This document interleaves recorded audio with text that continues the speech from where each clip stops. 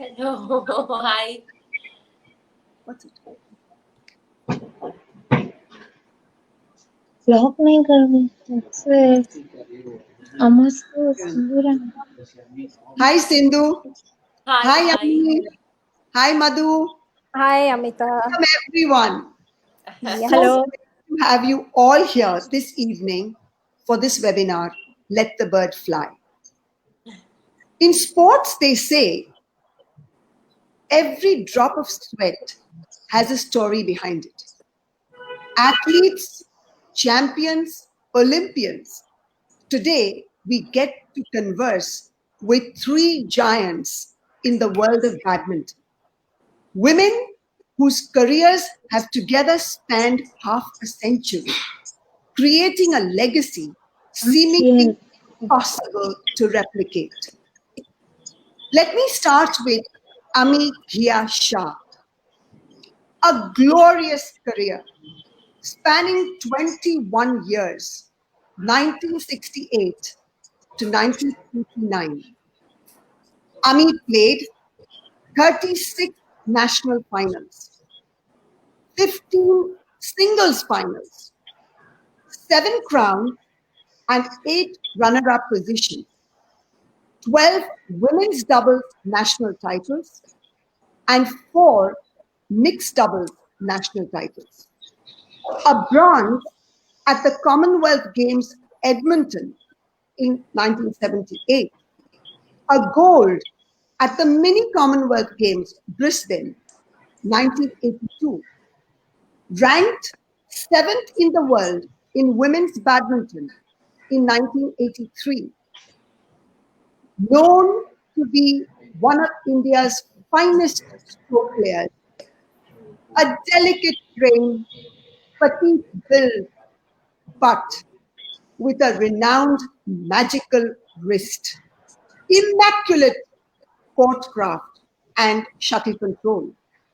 Ami was better known to always control the game, bringing her opponents to her own pace. While not having the most powerful smash, her half smashes accurately placed down the line had her opponents all over the place. With a service, whether deep and high in singles or kissing the net in doubles, she was in control the moment she stepped on the court. Ami Ghia is the recipient of the Shiva Chhatrapati Award, Maharashtra State, 1973, the Arjuna Award, 1976, the BAI Sportswoman of the Year Award, 1977, and the Maharashtra Government Gaurav Puruskar, 1990. Welcome, Ami. Let me come to Madhumita Goswami Desh, one of the Thank you, Amita, careers. for your kind words, and I'm honored to be sharing the show today with world champion Sindhu, Padma Shri Madhumita, and you, Madam President of DCBA. Thank you very much. Pleasure. Now let me come to Madhumita Bisht, one of the longest careers in women's badminton in India, from 1975 to 2002. A coach from 2004 to 2018, and still going strong. 27 national titles won, 8 times singles national champion, 7 women's doubles national titles, 12 mixed doubles national titles. She holds a unique record of 5 consecutive triple crowns at the national championships. With the aggression of a tigress, she brought a new order to Indian badminton. A longevity of a career of 27 years that seems nigh impossible to equal. She is the first woman in Indian badminton to play the Olympics. Madhumita started as a small town girl from Siliguri and grew up to be a giant in the world of badminton. all by stringing together, like the guts of her racket, will, courage, determination, and discipline. Madhumita is the recipient of the Arjuna Award 1982, the Padma Shri 2006. Welcome, Madhumita. Thank you. And now, let me come to Pusarla Venkata Sindhu. Young as she is, and mind you, it's a long record, and I'm going to go through it all. The Olympic silver 2016 in Rio, the historic gold at the World Championships 2019 in Basel, 2 silvers in the World Championships 2018 Nanjing and 2017 Glasgow, 2 bronzes in the World Championships 2014 Gimcheon, 2013 Copenhagen, a silver at the Asian Games 2018 Jakarta, a bronze at the Asian Games 2014 Gimcheon, a gold at the Commonwealth Games 2018 at the Gold Coast mixed team championships, a silver at the Commonwealth Games 2018 at the Gold Coast, a bronze at the Commonwealth Games 2014 Glasgow, a bronze at the Asian Championships 2014 at Incheon, a gold at the South Asian Games 2016 Guwahati Women's Team Championship, a silver at the South Asian Games 2016 Guwahati, a gold at the Commonwealth Youth Games 2011 Douglas, a gold at Junior Asian Championships 2012 Gimcheon, a bronze at the Asian Junior Championships 2011 Lucknow, both in singles and girls teams. 3 BWF Super Series titles and 4 runners-up, 1 BWF World Tour title and 3 runners-up, 6 BWF Grand Prix titles and 3 runners-up. Sindhu, I need more stamina. That was a big haul. Congratulations. And welcome to you. Thank you so much. Scale of 1 to 10, PV Sindhu has practically checked every box, leaving no title on the BWF circuit. Sindhu has changed the landscape of Indian badminton for women, taking it to the next level. Badminton, not really considered a sport for tall players, Sindhu has defied the norm. She forces the opponent into making mistakes, and then she has a great finishing stroke to end the point. The opponent gets nothing free from Sindhu. You have to literally earn it. While her physical superiority and spectacular smash may make others mistake her for an attacking player, in fact, it is her retrieving game that makes her a force to reckon with. Opponents have called her smash almost impossible to answer, and she came to be known at the Rio Olympics for being cool as a cucumber. While focus and tenacity can be the trademarks of all good players, Sindhu takes it to another level. She has been the recipient of the Arjuna Award 2013, the Padma Shri 2015, and the Rajiv Khel Ratna 2016. Welcome, Sindhu, and congratulations. Thank you so much. Amita, she's got many more to add on. She's too young. She'll achieve more and more, and then her biodata will be more. Extend. We'll feel proud. So can I start with one question for all 3 of you? Yeah. Yes. It's an obvious question. Why badminton? Who is going to answer first? Well, let's have Ami answering first. Yes, Okay. being a senior. Yes. Okay. I think it just happened. I used to play in my compound, and our neighbor suggested that my daddy becomes a member at the Kharjim Khana, which is pretty close to where I lived. And that's how my journey started. I think way back in 68, 69, I was 11 or 12. And I slowly started competing in the local tournaments. First of all, only at Khar Gym, and used to practice every day after school, and graduated from Khar Gym to Bandra Gym. And after that, I think in 1970, if I recollect, the Gymkhana had the services of Mr. Homit Aliar Khan, under whose guidance I improved a lot. And that's how my journey into badminton began. And I was selected for the Maharashtra team in 1970. Great. And Madhu, what about you? Why was it Uh, badminton? See, I told you, you already told everyone that I'm from basically Siliguri. There was no badminton court, nothing. I used to play all games. I was an athlete. I started with athletics, then I was a volleyball player. So even in our compound, government quarters, they used to have badminton tournaments. They used to put those, covered it, and they used to have West Bengal championship or something like that. Dipu Ghosh, Ramin Ghosh, all of them used to come. That time I'm talking about 71. I was very small, and I used to play. There used to be like a picnic kind of a thing. Okay, in the night, matches used to start. So I used to play with the plastic racket on the road. So I mean, I started, getting passionate, and my dad told me that, I mean, whatever today, because I mean, initially my dad was, the person. He said, no, you can take up badminton. It is an individual game. So he was a person behind me, and yes, even I liked it, and I started playing. Wonderful. And Sindhu, how about you? Why was it badminton?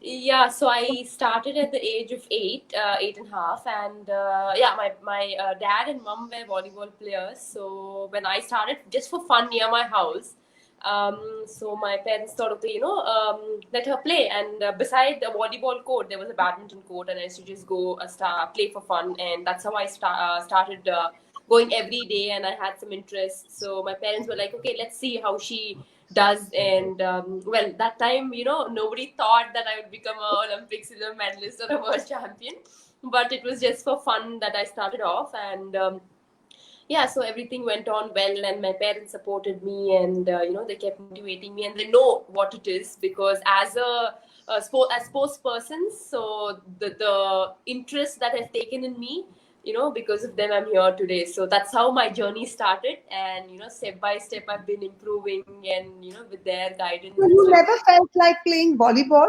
despite your No. parents being No, actually, international players, both of them? You had a home court advantage.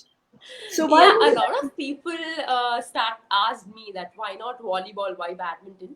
But it was my own interest that I've come into badminton. So I never thought of playing volleyball, or I never had that thing in my mind. So even my dad or mom never told me that, we played volleyball, why don't you play volleyball?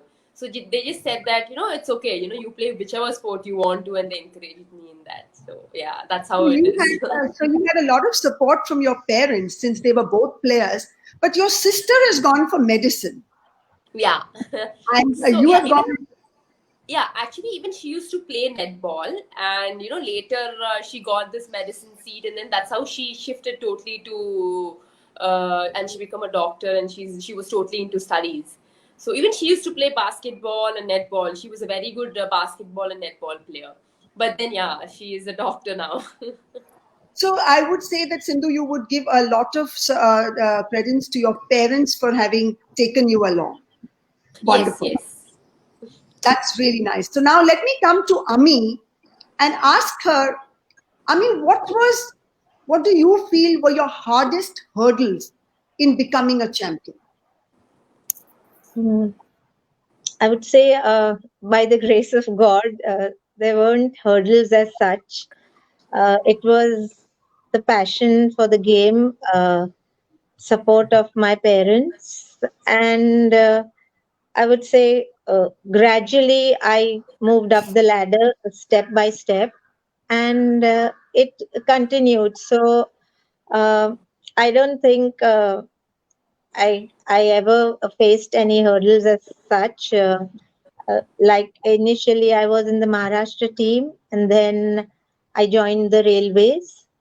So I think it just moved on step by step. Okay. Madhu, I must say that, when we used to play as juniors, I mean, I was on the circuit also. I do remember your father, who was always accompanying you. And, we've had lots of times we've spent together with your father. Yes. I think he has contributed in a big way to your career. And Absolutely. later on, you married Vikram Singh, who was also an international player with us. So Yes. tell me, what was the contribution you see of your father, and how much did your husband support you in your success? See, initially, I told you, I mean, the Siliguri, there was nothing was there. I mean, when I started, then I used to practice outdoor mud court. There was no indoor court. Then sometimes but nearby the Jalpaiguri, we used to go there. There was an auction hall. It was mud court. So dad used to take me everywhere. Then one day, what happened? There was a MES. Now they have come out with Kanchenjunga in Siliguri. There's a Kanchenjunga stadium. Before that, previously it was the stadium. Next to that, there was a MES actually theater stage. So and a very 14 feet height, all structure was there, and the cemented floor. So dad went and spoke to the one of the officer. They said, okay, but if you go back, the court was so small. If you go back, I mean too much, then your racket will break. And the cement was it was not proper. So my dad, with his hand, he filled up with the cement. He filled up. I mean, he just wanted, because he focused so much on me, that he wanted that I should play, take a career, passion and career in badminton. And then every time what was happened, Siliguri, nothing was there. Then I had to every time go to Calcutta. So dad used to, I was too young. Dad used to travel with me. And then from there, I mean, he can't stay over there. So in Calcutta, then he used to travel. I mean, I could not play without him, because even he used to tie my shoelace. Morning, he used to give me oil massage, and then he used to, Yeah, I remember all of that. Madhu. I remember yeah, all of that. very much. Without him, I could not, so much. He never used to put any pressure on me. He used to say, if you lose, you learn how to win. So that was his, and he said, you'll be, if you are practicing well, definitely you'll achieve. Don't, if you I used to lose also, he never used to discourage. You say, no problem, next time you'll work hard and you'll win. So that's how his contribution was till I got married. And then I remember he told Vikram when I was getting married, mere beti ko don't make her stop. But that point of time, I'll tell you, after I got married, because I got married Did at you the age ever of, feel that Vikram would make you stop? no, I never spoke. Even on my own, because after my marriage, Vikram was posted in Baroda. So I was there even on my own. I thought, if Vikram tells me not to play, I'll stop. That kind of a thing, But Vikram pushed me. He said, no, you are playing again. And he pushed me. And he really worked. I mean, he forgot his career. He sacrificed his career, and he pushed me. And then after that, when I Madhu, came down, Madhu, I must come in here and say that Vikram sacrificed his career and brought you success. Yes, But that's yes, great, that's great true. thing. I mean, I think this is very noteworthy, isn't it? Big sacrifice. Yeah. Okay, go ahead. Let me come to the next question to Sindhu. Yeah. Sindhu, I know every young player who aspires to have a career like yours would want to know, what is harder in your opinion? The journey to reach the podium, or the work that goes in to stay there? I would say both, because the journey which takes you there is one thing, but to stand and be there is another thing. Because in my life, I've faced that where coming till there is really good, but maintaining that level is much tougher, according to me.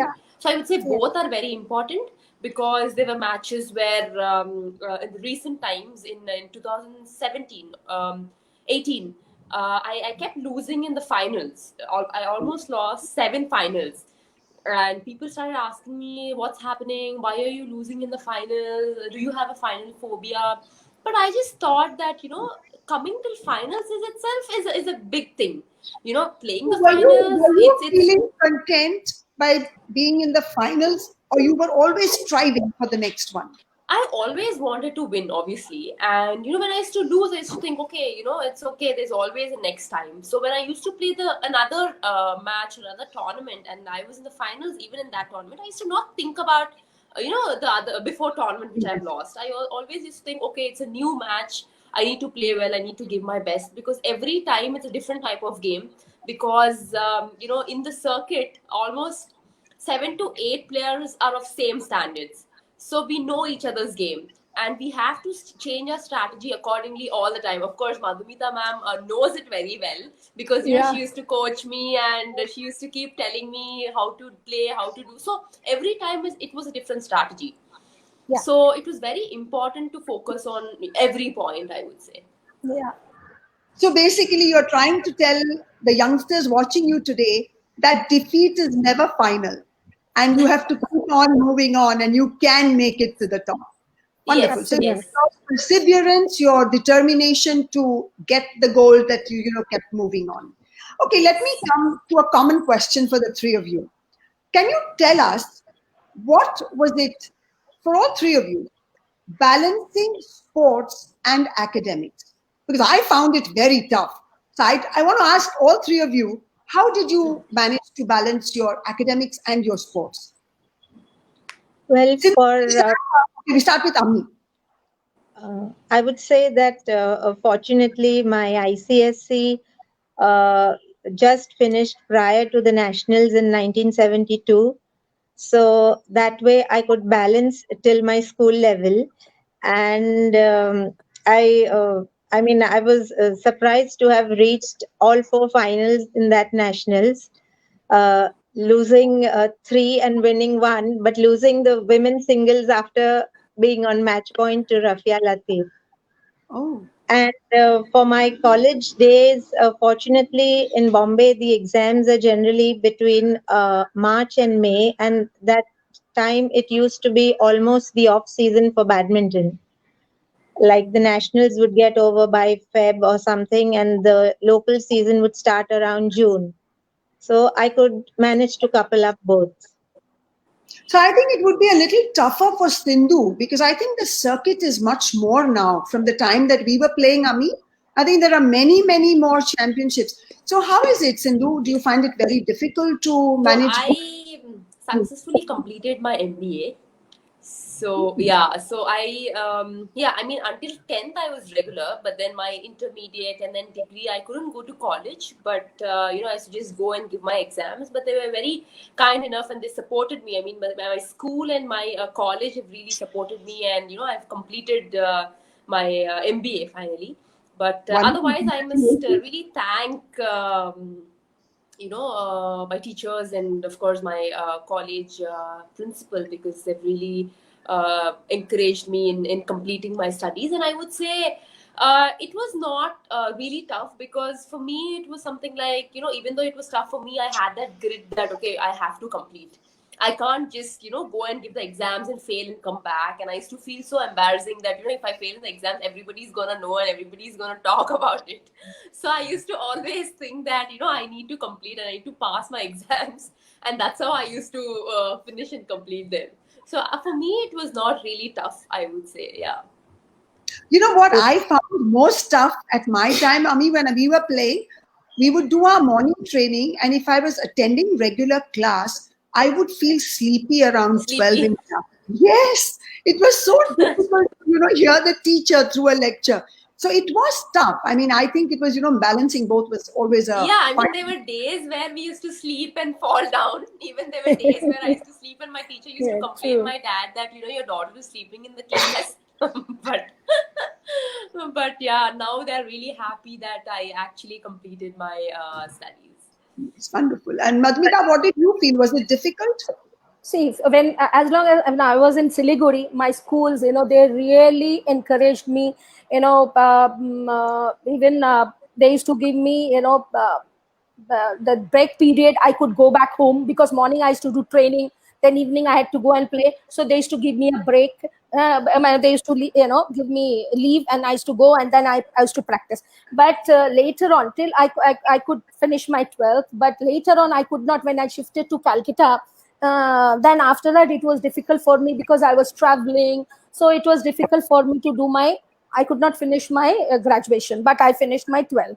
So it was initially, I mean, from my school, yeah, definitely. When I used to win, in the assembly, my headmistress used to announce, and school used to be, the chutti used to be announced, okay, now leave, go disperse. Everybody used to, why school is, why holiday, why you're going back? Then I used to say, Madhumita has won. So, I mean, that, then every time, my friends and also, every day you win and we'll get chutti. I said, come on, man. I hardly go to school for a few hours. I mean, I can't do that. But yeah, Okay, definitely. let me come to the next question. Yeah, There's yeah. an interesting question coming up. Sindhu, let me ask you this question. That while many see the medals, the glory, the fame, the success, I'm sure, four of us sitting here understand that there is another side to it. Can you just tell us one of the major sacrifices that you have made in this journey to success? Although I'm certain there are many, tell us just one thing that you miss, big or small. Yeah, one thing is I couldn't attend my sister's wedding. I think that Oh, was really? one of the sacrifices, I would say. When it comes to game, not only me, but I would say my parents also sacrificed a lot. Both of them used to work in railways. So for my sake, they gave VRS, and then our from my house to the academy, it was almost 56 kilometers, going really? 56, coming 56. Yeah. So for my sake, we shifted our house nearby to the academy, and for them, their office was really far. And my mom and dad gave VRS so that they can stay with me and travel with me. And my mom, by the time I get home, she would be ready with the food. So yeah, they have sacrificed a lot in their life. And yeah, the one thing about me, I would say I missed my sister's wedding. So I was in a tournament then, so I couldn't actually attend the wedding. Yeah. So actually, I think all players, small or big, have to leave out a lot of things to achieve this glory. It doesn't just come easy. True, Okay, Ami, true. let me Yeah. ask you one question, Ami. What would you like to change in the game if you could? What would you have liked to change in the game if you could? I think all the eras, I would say, are different. Like the times I played, and then you and Madhu played, and now Sindhu is playing. So I would feel it is right and better for us to adjust to the prevailing rules, situations, and conditions, and make the best of it, because that's what one has to follow. So accepting change is a part of life, and that's how the world moves on. So I'm happy with the way things moved during my playing days, and it's nice to see the change that's coming into the game and how each one is adapting to it. Okay, that's nice. So you do see changes coming, and you feel that this evolution is beautiful. Yes. Yes, I'm sure. I mean, everything is, changing for the better. We have Sindhu with us today. I mean, we did travel the world. We did play internationals, but we did not bring in as many medals as what Sindhu has brought in. So yes, we have moved on. So Madhu, tell me one thing. Yeah. What would you have been had you not been a badminton player? I think I would have been maybe classical dancer, because I used to dance well. Yeah, she dances I've well even performed. now. I must Have say you seen that. Have you seen her dancing, Sindhu? Yeah, we used to have opening ceremonies, and then she Yeah. used to put everybody, and we all were really shy, and we used to not go, and she used to keep dancing around us, and we're like, oh, please, she shouldn't come near us. And I'm the first person to, she used to take me onto the stage, and she used to be like, okay, dance, and I'm like standing on the stage. She's a really good dancer, yes. Another performed- talent that we have seen in Madhu. What? Yes, I think she never showed us this dancing talent of hers. Sindhu Oh, is God. We forgot. When I went first, all of us, I mean, 3 of us were there in China, 1978. We were staying in, that time it was Peking. Beijing was Peking. Remember, after everything was over, in our hotel, downstairs in the lobby, so all players were together. Suddenly from India, somebody had to dance. I did folk dance. I was 13 years old. I did folk dance and I sang and I danced. Ami, do you remember it? Also, yeah. Sorry, but I don't. Sorry. I definitely remember when we ran up the wall of China and we were all panting. Panting, yes. I can never forget that. I can never forget. Definitely, actually, Amita, I would have definitely, if I was not taken up badminton, I would have gone to Shantiniketan. But everybody used to say that, because I have performed on stage. I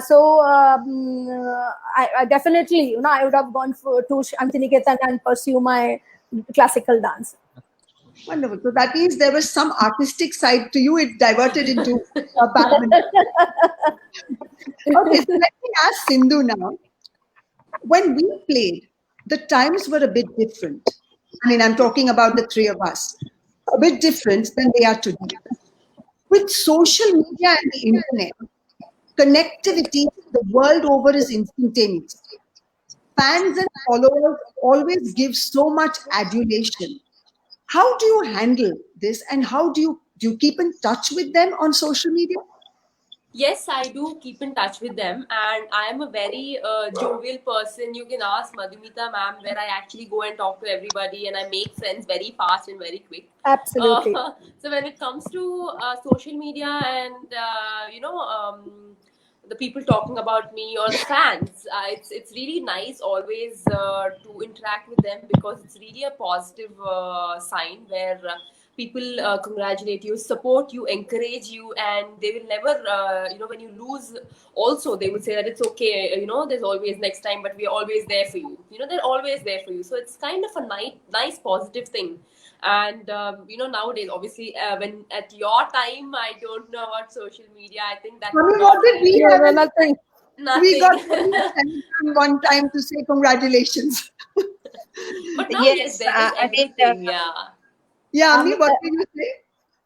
Ami, you were saying something? Yeah, we used to get excited with saving our paper cuttings. Very, Yeah. very true. Amita, I'll add on about Sindhu. Sindhu said she's very, very friendly. I'll tell you she'll remember. And Danish Open, she had to play. Yes. That year she reached finals. You know what happened? Why are you hiding? I saw, she won Danish mixed doubles when Nils, what was his name?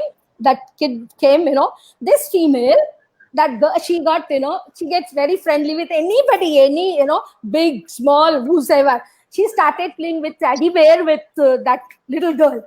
I have a match. Semi-finals. I was worried what to say. Then what happened? What I did, I said, okay, you play with me, Sindhu, go and warm up. When I was playing with Teddy Bear, throwing to her, and she was playing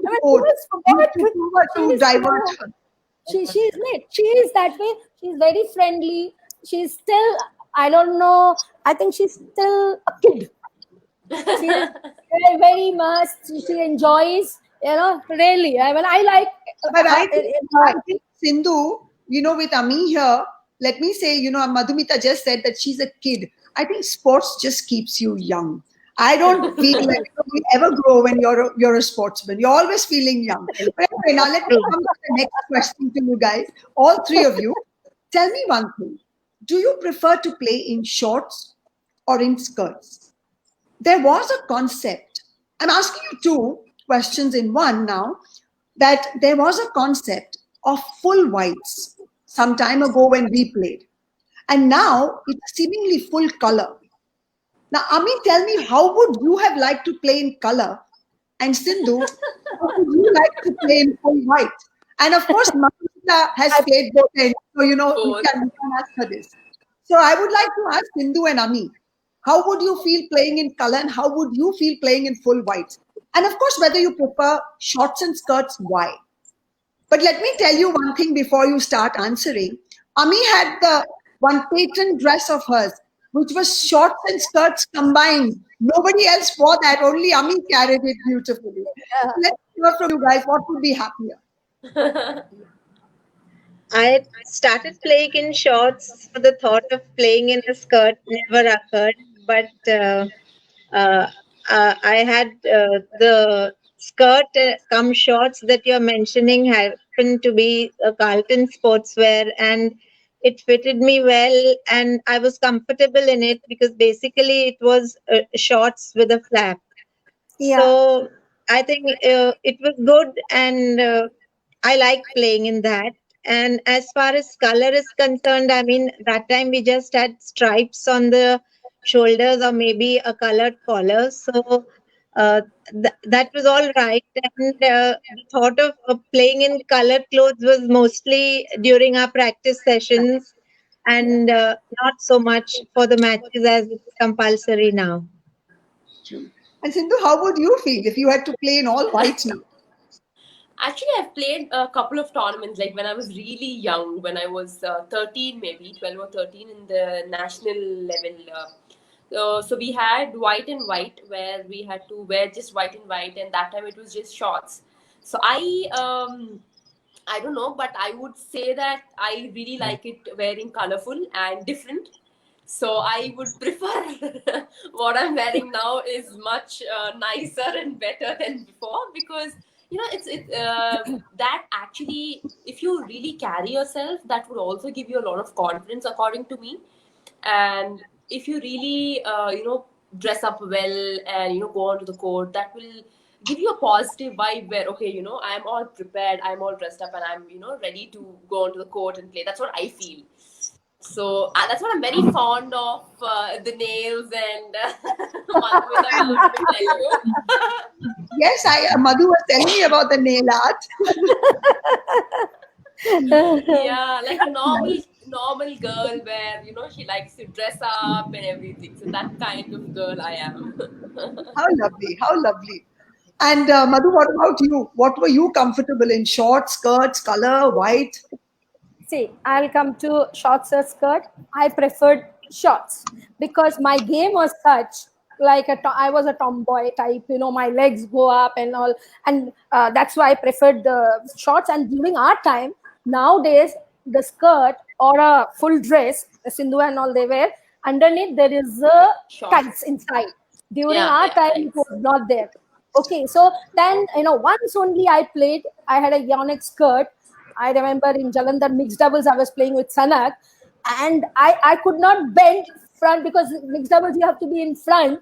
I was but easy match. It was easy match. That's why I wore. I just pulling my skirt from the back.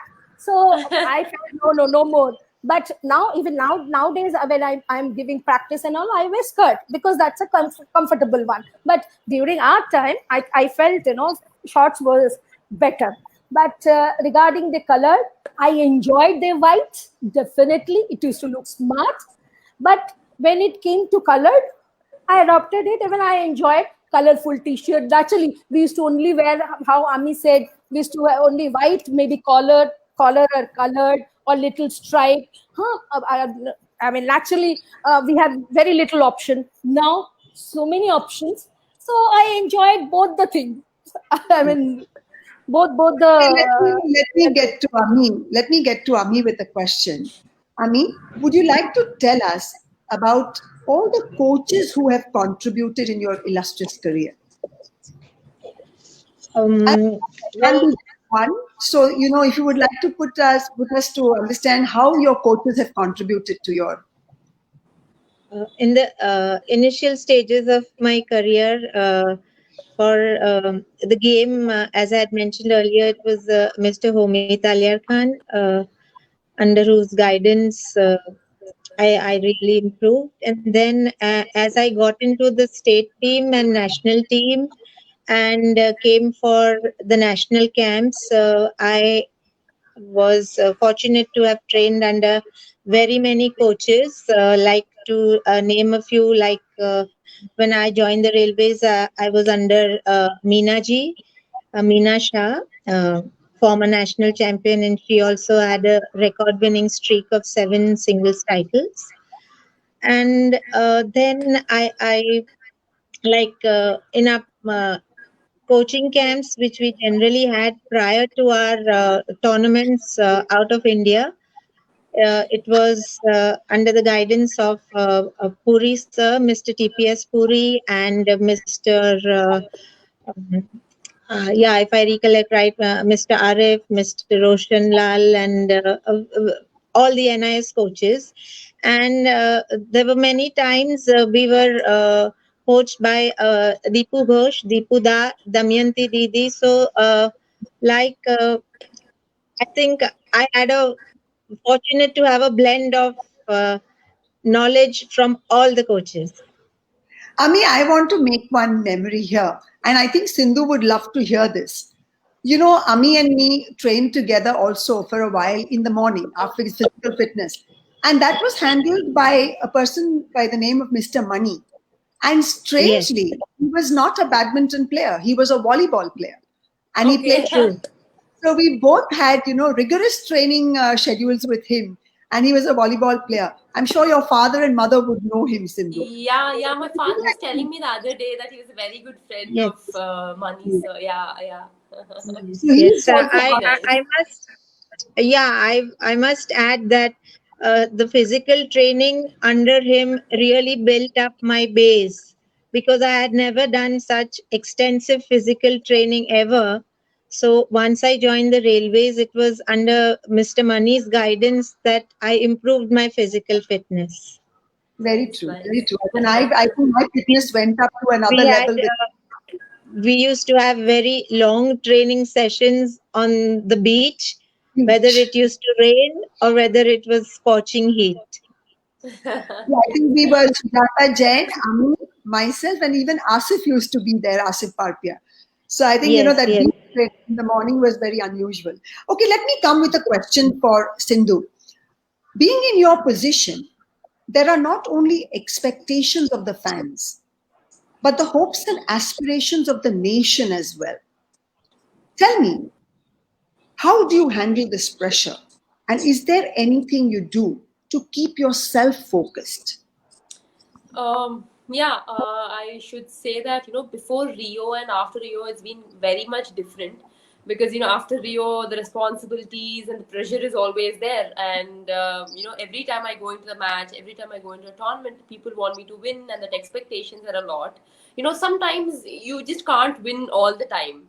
Sometimes you lose, and sometimes it might not be your day. But you need to understand and believe in yourself that there's always a next time.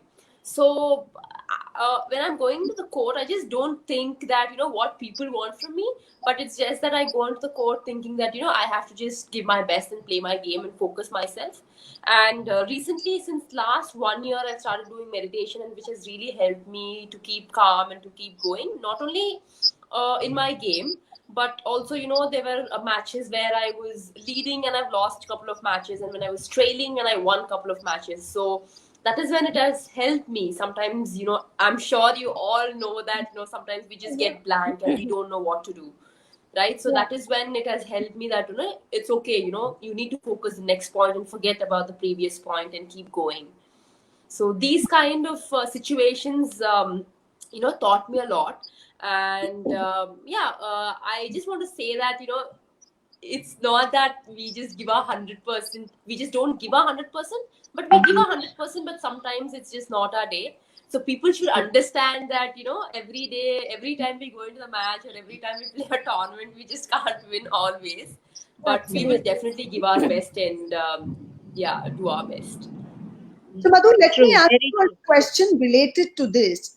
As she was saying that, we do try to give our best, and there could be an off day. And, meditation is helping, and, you're trying to work on yourself all the time to keep this focus. But you have been, the youngest national champion, probably in the women's category, and also the first woman to play the play Olympics from the Indian side in badminton. And you've had the longest career. I mean, the longest tenure from 1975 to 2002. How did you maintain your focus for 27 years? See, for me, it was like I always believed. Now, also, still, I feel, you have to be disciplined, you have to be focused, you have to be determined. And my father always taught me that nothing is impossible. We are human beings, so we can achieve everything. So, anything, everything, but never, do or die, never give up. So, sometime, I mean, it's like earlier Sindhu said that, both to become a champion, to retain, both are, yes, I agree, fully agree, but according to me, it's easy. When you work hard, it's easy, you can become a champion, but to retain, too much of pressure, too much of stress, then, but what I used to do, I always used to feel, okay, now I am a champion, I have to, whatever I have done, I have to do, work more harder. Sometimes even I have lost to army, in the team championship, in the nationals, but I never felt, disappointed, or I always used to think that is history. I mean, is teachers, behind this, good thing will come. So I always move forward thinking positive. So basically, for the positivity of thought and the Yes. determination to look ahead instead of, That's what my remembering- dad taught me. My dad taught me. That was the thing, that thing I've carried. Okay, Sindhu, let me ask you a question. While discipline and dedication are pivotal to being a successful player, relaxation is much needed. And I'm sure we would all agree with this. I've heard that you're a wonderful painter. Is that Oh, yeah. right? Is that your Yes. sense of relaxation? How do you relax? Okay, so I right now because of this COVID, I'm doing. I like painting, so I've done some stuff. I've done almost like 10 paintings. I've never done it before, but yeah, I used to just do it in my notes and that's it. But yeah, I started doing on canvas, and I never thought, okay, I just thought let me try, and it came out really well. But apart from that, relaxation, I think it also includes holiday if I'm wrong. um, uh, it's just that I've never gone for a holiday in like until last year. So my first holiday was in 2019 before the World Championships in May. Was that with your family, or you went on a holiday? Yeah, it was with my family. Yeah, it was with my family and yeah, our cousins. But yeah, before that, we've never gone for a holiday, or yeah, it was never. So where that. did But you go for a holiday, Sindhu? Where was this holiday with family? actually we thought we would go to Mauritius or Maldives, but it was not possible because we had Sudirman Cup and we have to play in that, and so I didn't have much time. It was just like 2 weeks. I just had 2-3 weeks. Since it was a continuous tournaments were going on, we didn't have rest. So I just thought, okay, let me go to Goa and just spend a week or 1.5 week. Yeah, it was just a week actually. It was planned like all of a sudden. We planned this morning and we just left today evening, kind of that day evening. So yeah, we just had a holiday for like 6 days, and yeah, we were back again. That was like a refreshment for me after a very long time. But yes, relaxation is very important for every player, because as an athlete, everybody's mindset is always running and thinking, and what's going to happen, what are we going to do, how are we going to work mentally and physically. Relaxation is very, very important. So people think if you don't do training, it's fine, but you need to relax. Yeah, every individual has a different thinking. Can I ask Ami? Ami, how did you relax? And Madhu, I would ask you the same question in a quick answer if I could get us, what was your sense of relaxation? Well, as Sidhu said, even at our time, the schedule used to be so packed locally also, though there weren't so many international tournaments that we played in. So basically, I mean, there was hardly any time. You were always preparing for the next event. Yeah. And yes, I do like to listen to music. But besides that, I don't think I've done anything except badminton all through my career. And Madhu, what about you? During our time, that concept, holidays, it was not there. And I mean, for me, first priority was my badminton. And maximum, my dad used to love that, how I started. Even he used to feel, he used to put, we had a record player. He used to put the record, and all of us used to dance. And my dad was an artist. He did, when he used to paint, so he needed those music. And all of us, we never used to go for a movie. I mean, at home, whatever you enjoy. And there was no actually time for holidays. Right. So that concept was also not there. Okay, let me come with a nice question for Ami now. And I think Madhu will completely agree with me on this. Yeah. Ami, you were always known to be very shy, very quiet. Tell Yes. me, where did that killer instinct come on the court? Mm, well, I suppose I think I was always determined to do well and uh, try to remain focused on winning the matches that I played. And I tried to overcome my shortcomings with my placements. And yeah, I think that was it. You know, Sindhu, I must tell you, Ami, when I talked about that magic wrist, she would put the shuttle in such a way we would not know which way it's going. She really had everyone running all over. There's no doubt about that. Okay, Sindhu, let me come with a question to you. COVID has changed the landscape of sports, at least for now. Where do you see badminton post COVID? And during these trying times, what do you do to keep yourself fit, physically and mentally? Because this, I'm sure Yeah. a lot of young sportsmen would want to know. How do you manage your schedules now? So right now I train from home, because of this COVID, everybody's at home and everything is shut and we're not supposed to go and play because it isn't safe. So I just train from my house and my trainer gives me a schedule and of course my dad helps me out. And apart from that, I just keep myself busy doing something different, like I said earlier, painting or learning cooking. Ma'am, I'm learning cooking, by the way, Madhumita Oh, ma'am. very good. That's nice.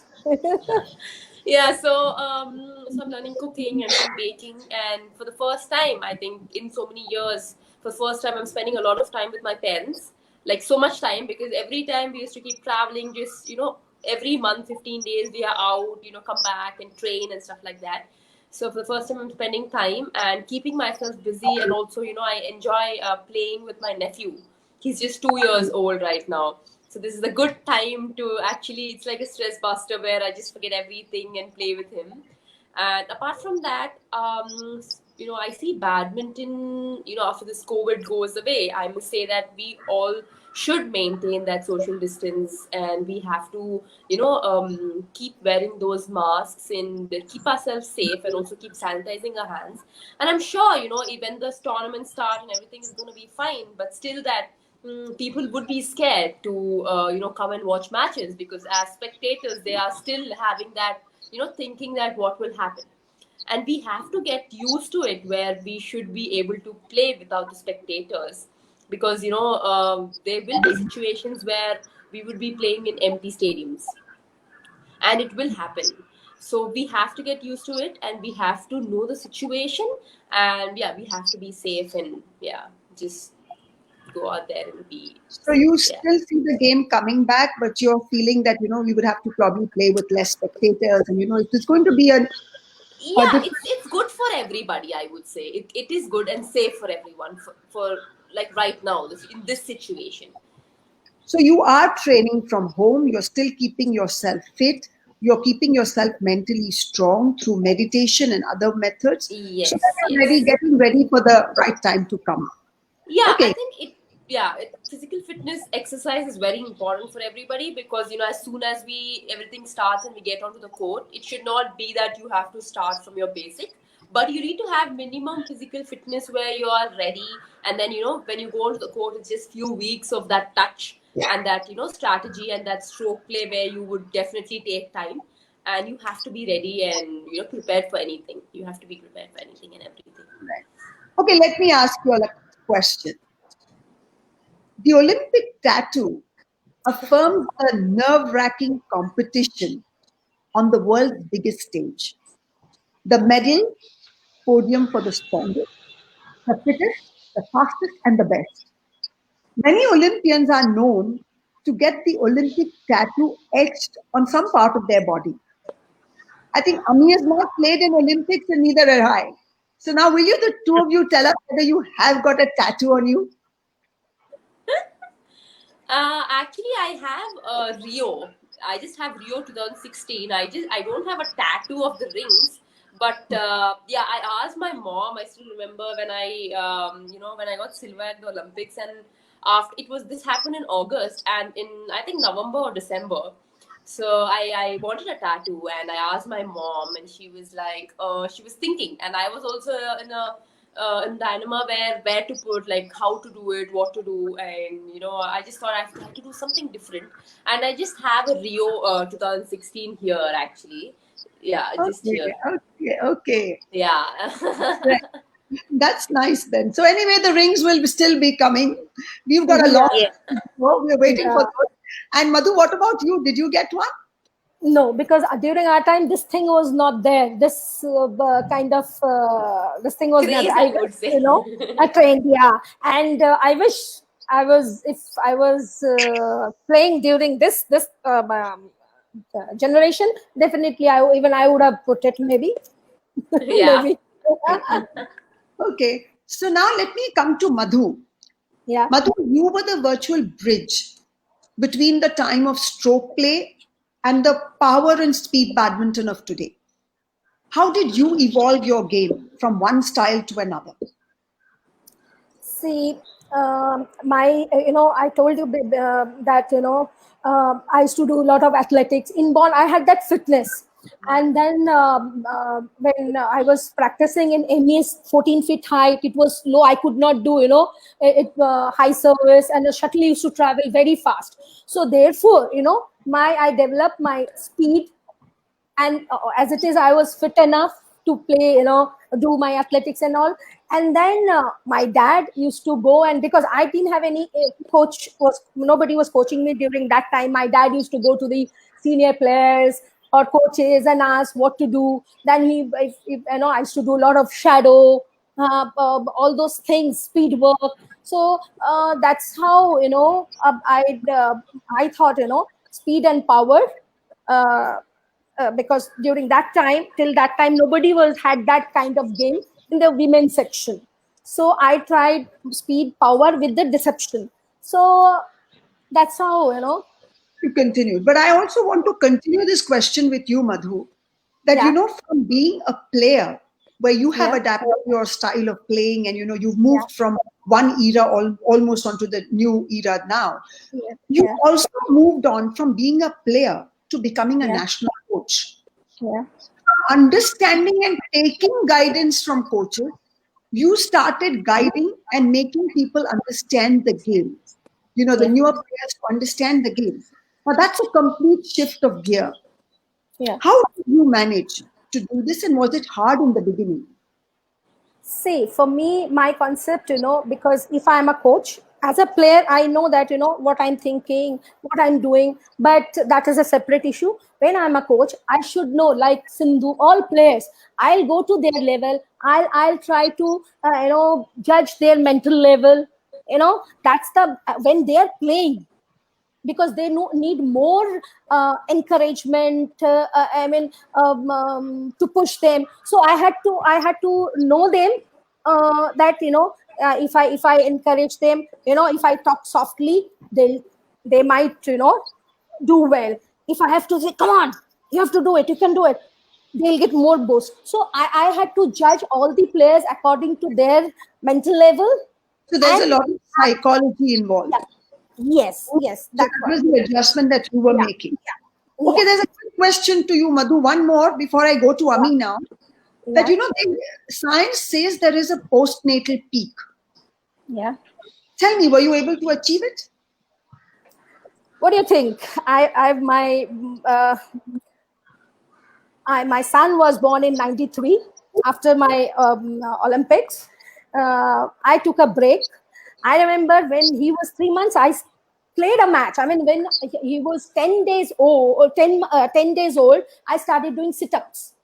I mean, that way, then I came back. I mean, Vikram really helped me. And initially I started playing doubles because I put on so much of weight, because I think during pregnancy I put on 25 kg. I was huge, so I had to shed my weight. And after that, I started playing singles, doubles, mixed doubles again. I could not win the nationals in singles, but I have reached SARC, all the three finals in 97. I won All India tournament in Madras. I beat all my top players in the ladies singles. I reached all the three finals. So it is nothing, if you have that courage, that you can do it. And I felt yes, when I think he was born in 93 and I played in 2002, I was fit enough, and I never felt, oh, I'm a mom or something. But initially, my son used to travel everywhere in India. I never left him, because my priority was my son as well as my game. So Wonderful. You were able to manage that balance. So I think that's a lot of thanks to Vikram. He has supported you in a big way. One can see that. Yes. But I want to ask you one question. A lot of our players, our time, have gone back and contributed to the game. They're still contributing. They're running academies and they're getting children to, coach. Did you ever think of going back to coaching, Ami, or run an academy, or go back to the game that way? No, well, in my case, like I did play 2 masters events after my children were born, but somehow coaching did not happen, and I don't think there was any particular reason, but it just didn't happen.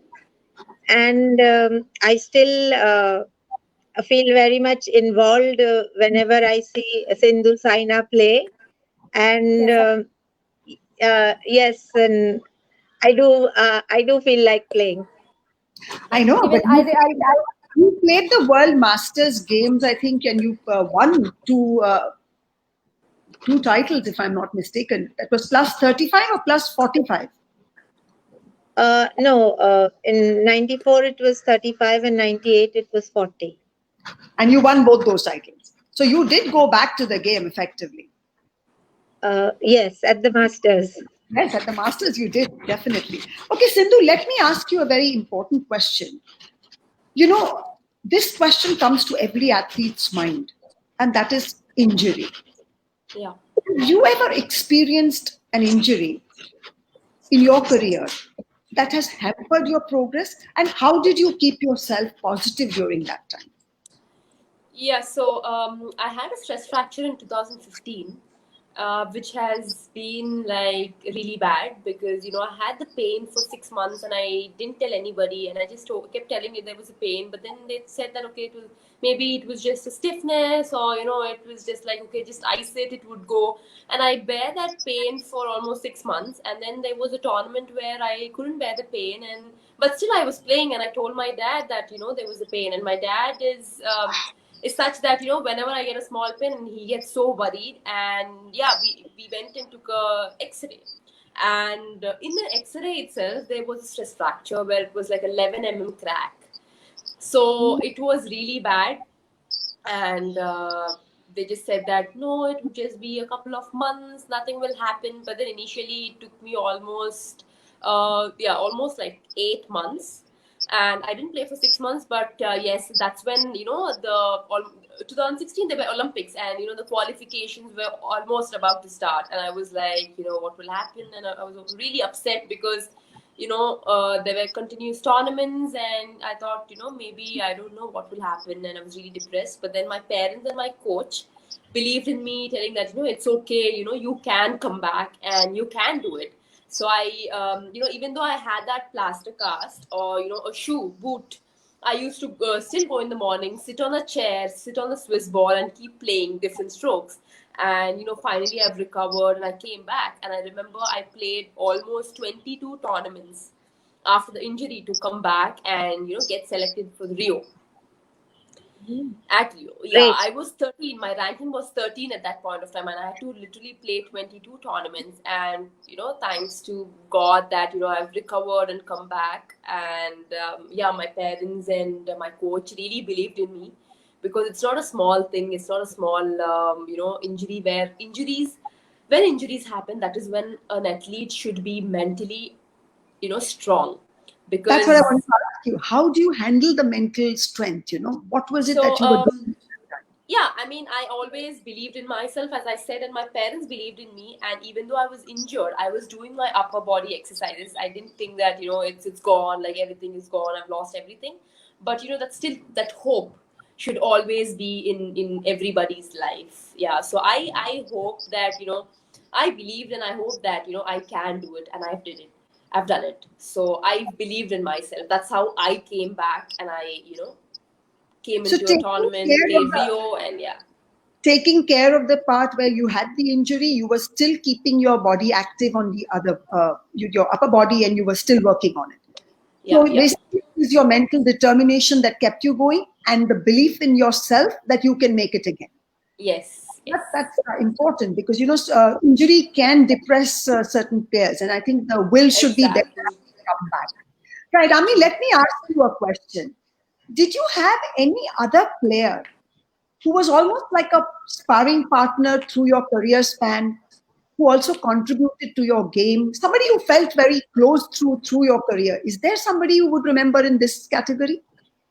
Yeah, definitely. I think I would like to acknowledge the part played by my partner and colleague, Maureen Matthias. Oh yes. We were partners, we were rivals in singles, but like we were always together, and she helped me throughout with her physical fitness schedules that she used to make up, and our practice sessions along with Mr. Leroy Disa. So she did play a major part throughout my career, helping me with my physical fitness and practice. And Sindhu, let me remind you that she was the one who used to call Ami fatty. Fatu? Am I right about it, Ami? As Ami Yes. was, Yeah, absolutely. And So this Ami was Right. thin, and she was little plumper. Okay. this was a very, very striking Yeah. thing that I remember. But anyway, Yeah. Madhu and Ami, I would ask you all one question. Yeah. There were many a times, if I'm not mistaken, that both of you played against each other, maybe even in a national championships, in a nail-biting finals. Yeah. You both really, really fought it out on the court. And Yeah. almost an hour later, you would be, combining as a doubles team and winning the national title. Yeah. How Yeah. did you both manage these emotions? See, I mean, when I'll tell, or Ami will tell first. No, Madhu will tell. Okay.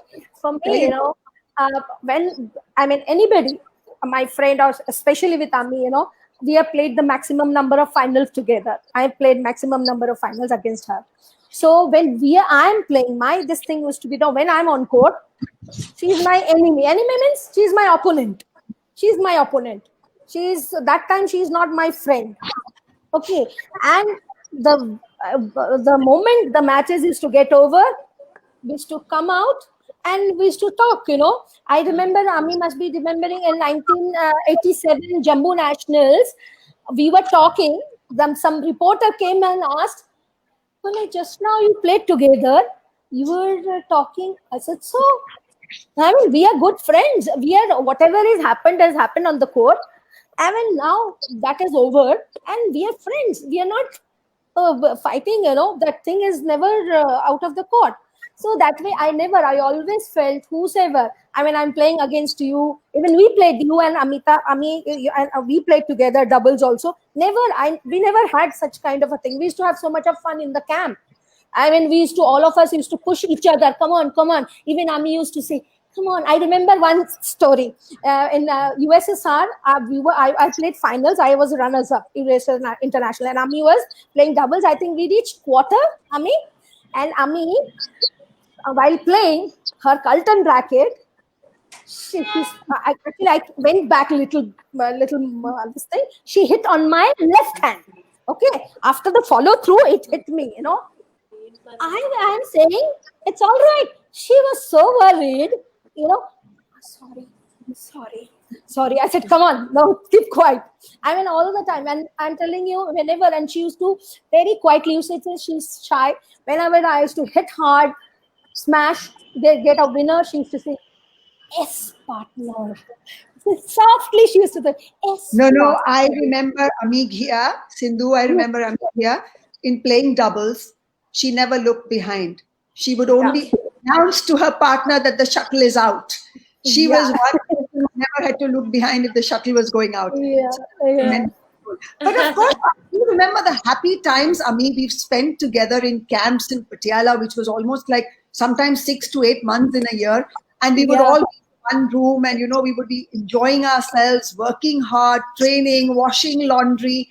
So those were Yeah. also great moments we've Yes, spent together. very, very pleasant memories, like waking up so early, having turns in opening the door for the tea, morning tea, and then proceeding from Patiala via Delhi, and always Madhu's family helping us with all our luggage. And then Amita, we had very pleasant memories at the World Championships in 80, 81, Brisbane, 82 Commonwealth Games. So, yes, lovely memories coming back. Yeah. We had beautiful memories. That's true. I Yeah. remember 80 and then, Brisbane in 81, 82. And then, of course, we got the bronze medal at the 82 Asian Games also. Asian Games. So I Yeah. think Yeah. it was all a wonderful journey. Okay, let me ask one question to Ami and Sindhu. With all your years of experience, Ami, what is that one piece of advice you would give to aspiring champions? And I would also like to ask Sindhu the same question. What is that piece of advice you would give to aspiring champions? Let's start with you, Sindhu. We'll wait for Ami to answer after you. Okay, so I'm sure when it comes to the youngsters, I would say the first thing is the family support, which is very important if you agree with me, because family support is needed and they need to encourage and support their child in whichever sport they want to. And yes, apart from that, you need to have that discipline and that you need to work hard. And if you work hard, automatically you will get success. So, and yes, another important thing is you need to enjoy the sport. That is very important. Passion. It's not that you're just playing for a sake, but you need to enjoy the sport. And winning and losing is secondary. The important thing is you need to just go out there and give your best and enjoy it. So that is the most important thing, and I'm sure a lot of people taking me as an inspiration. You guys, I think what I've learned, because you all are very much seniors to me, and eras. I would say a lot of people told me about Amidia and also Madhumita madam that they used to play really well, and I respect that. I understand the fact that every time since then until now the game has changed, and it's not that now the game is different, but we also need to adapt what you guys have learned, because that is very Have you important for a ever, player. Sindhu, can I ask you one question? You having said this, have you ever watched any of, old reels of maybe Prakash and Ami and, all these illustrious players of those years? There was Suresh Goyal, there was Dinesh Khanna. Have you ever had an opportunity to watch any of these players? Yes, I watched once. Obviously, Prakash sir used to play, and then Amigia ma'am, obviously, I have seen, and she used to message me every time when I used to, play a Yeah. match, play a tournament. And Yes. of Yes. course, my dad used to tell me that, how great and how good they used to play. And of course, Amigia ma'am has a beautiful wrist. And when it comes to Madhumita madam, they used to tell me that her warm up used to be the biggest and the most important thing for her, because when she used to go onto the court, she used to just split her legs, and she used to move, and she used to be very flexible on court. So from each person there is something to learn, which is a very good thing. And whether it might be a good player or whether it might be a normal player, but every player has a different style of play, and every player has that one stroke which nobody has. So what my dad used to tell is, you need to adapt from every player. You need to see the player, watch the player, how they play. And it's not that they're playing bad, but it is important that you learn that. Oh, we've lost Sindhu for a second, I think. Sindhu's Yeah. connection has gone off. Yeah. Yeah. think so. But maybe, Ami, you could answer in the meantime. Maybe, Sindhu will get connected. What is that little piece of advice that you would give? Yeah, I do agree with what Sindhu has mentioned, that you should enjoy the game, enjoy the sport that you're playing, and be focused. And most importantly, for the budding youngsters and the parents, be patient. Results are not always immediate. You have to be patient. I mean, you cannot lose hope. You have to believe in yourself. You have to have faith in God and Yeah. be determined. I would say the 3 Ds: be determined, be dedicated, be disciplined, because all that counts in your path to success. Put in all your efforts to achieve your goals and make the best use of the facilities available to you. Nowadays, the children have the opportunity to watch it, watching television. All most of the matches are televised, so it is easier to learn. As Sindhu mentioned, we can also improve watching others play, because there is always something to learn. You can always analyze and see how each one creates situations to earn a point. So I think that is a must. And with all the coaching available now, it is a really bright scene for Indian badminton and the youngsters to come up.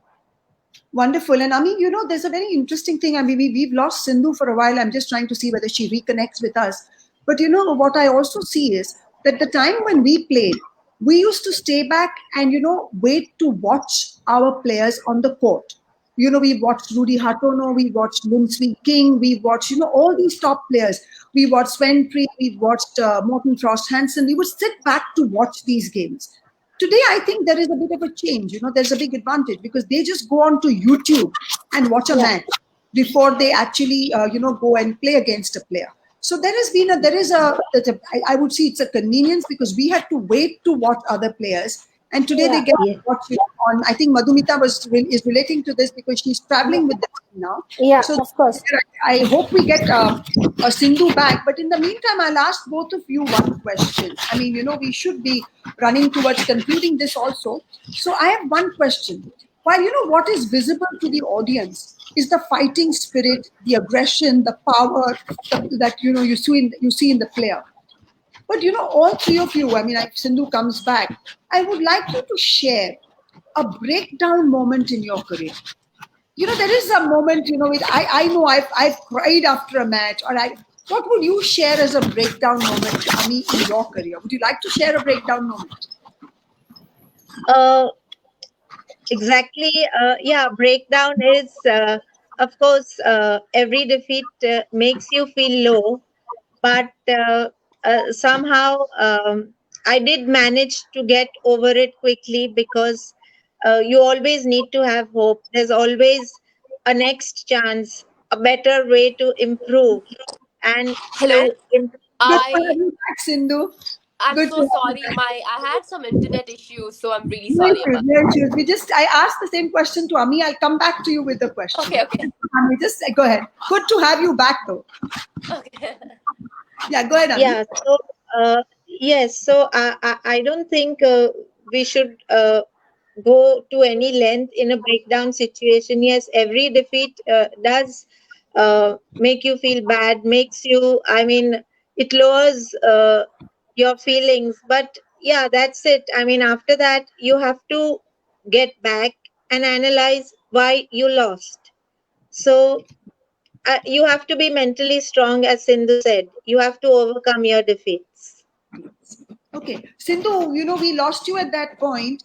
I just asked Ami this question that, like what is visible to the world is that, we are fighters, we've got the fighting spirit, the aggression and the power. But, as we would all know, that there are certain moments that, we break down as players also. Have you had a breakdown moment like this? How have you handled that? Yeah, I mean, Share it. there were matches, and there were matches where I used to lose and used to start crying. I think Madhumita might have known that. Yes, And yes. so bad that I've lost the matches, and I'm like, it's over, it's over. I lost the match.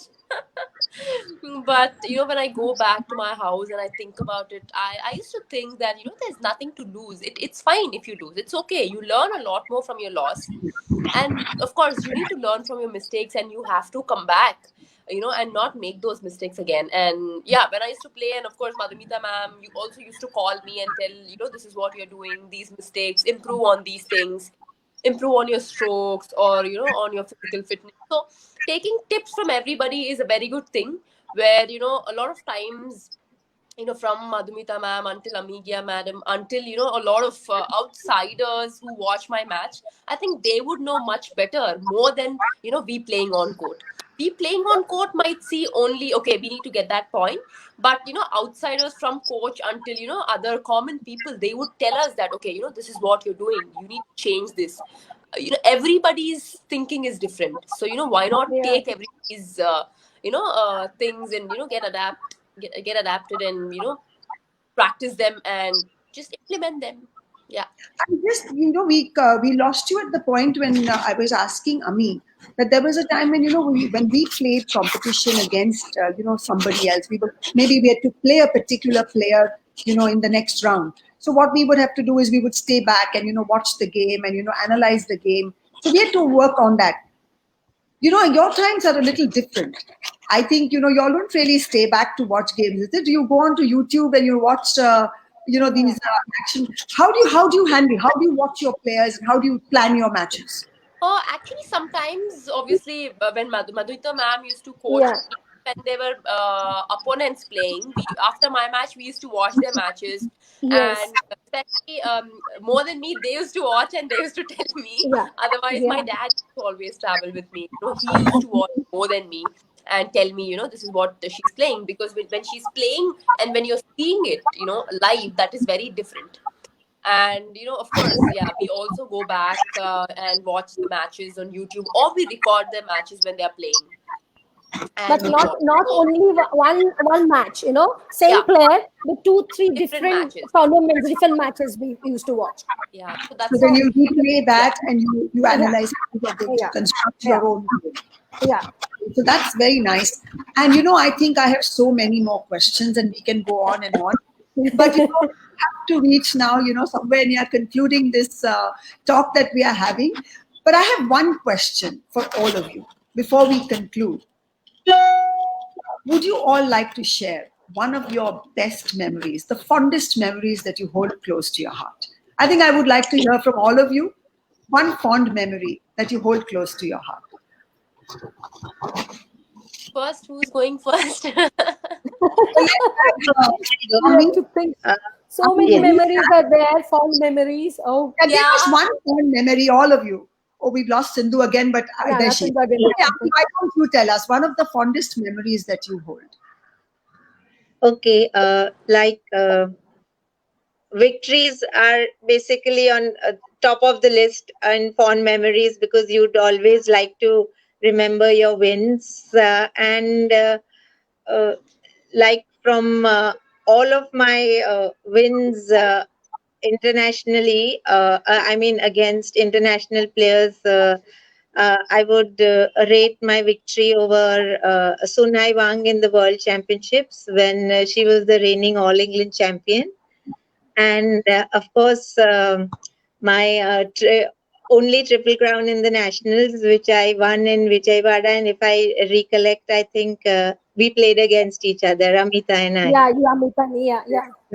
Yes, so, yes, they were fond memories, and they'll remain with me forever. Wonderful. Madhu, what about you? Share one fond memory. One is, definitely Ami said, my first nationals, senior nationals, when I beat Ami, that was nobody expected. But one more is when I beat world number 2, Kusuma Sarwanda in Indonesia, because that was my memory. And one more, it is when you can say when Sindhu in the Olympics, she won the medal, but I mean it was such a tough match. She lost. I cried. Even in front of, I think, TV, I cried because I wanted, she was so near so near to win the gold medal, and she lost. I felt little bad. I said, this girl could have, changed the color, but no problem. It was maybe, at least she got silver. That moment, even I want to, that much I can tell you. Okay, so Sindhu, what about you? What is that Uh, fond? Yeah, for me, I would say, in 2012, when I beat Lee Zuri when she was an Olympic champion, then I think that was a turning point in my career. And after that, getting my first World Championships medal, bronze medal, that one. And yeah, I mean, after that, Rio, which has changed my life completely. And also the recent one at the World Championships, where, it was a much weighted win for me because I had two bronze, two silver, and Silver. this time Yeah. I cannot get another silver. I'm like, no matter what, I need to get that gold. Yeah, and I finally got it. And also, one of the most memory things, which was, that was my mom's birthday. So it was like a gift for her. Oh, Yeah. that's a Yeah, very every time Amita, she used to tell me, ma'am, I'm only in ABC bronze. Ma'am, in World Championship bronze, only Yeah. bronze, bronze, bronze. Yes. It was like that. I said, you'll graduate one by one. Yeah, Don't I worry. always used to say, Every tournament, she was bronze getting again, bronze. bronze. Then now I this remember, I have a very fond memory of one tournament we played. Ami, we played the test series in Lucknow, India versus England. And Yeah, if you yeah, remember, yeah. Right. I was playing Sally Podger. Sally And Posher. it was a three, the game went to three, the match went to 3 games. And in the last, it was a 12-11. And I remember it because, it was going neck to neck.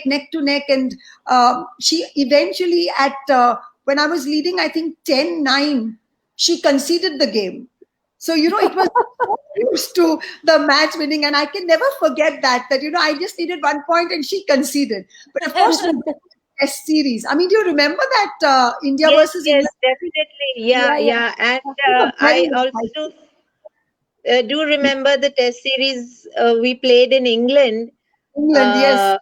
The Crest Hotels sponsor and in all the different counties. And Yes. that was a memorable trip too.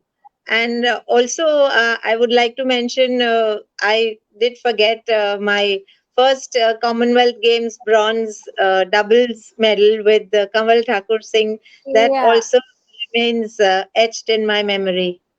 Yes, Mm. I think we've had great times when we've traveled. I think across to a lot of these games, and then yes, we played these test series. I think we were in Ireland also when we played a couple of series. I think in Dublin and Cork, and I Yes. remember I was hit by my partner. My shuttle was in my eye, and I couldn't see after that.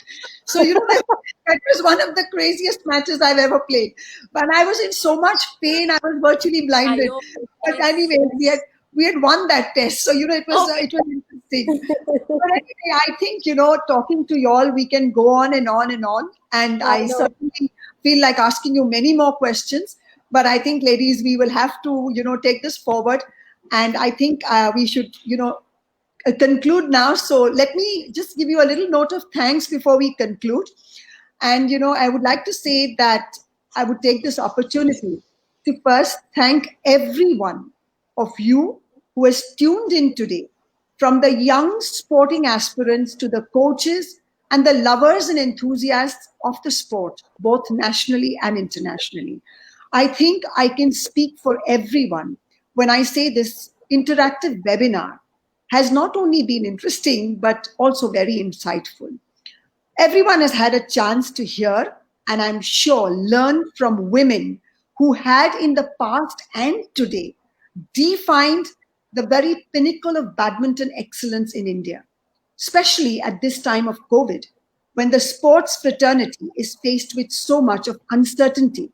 The inspiration and the guidance you all have given is priceless. Ami, I would like to thank you for joining us today and giving us an insight into the training, the work, the dedication, the discipline it takes to become a star in the world of badminton. I'm sure your words will inspire many young athletes to up their game and reach for their dreams. Madhu, Thank you.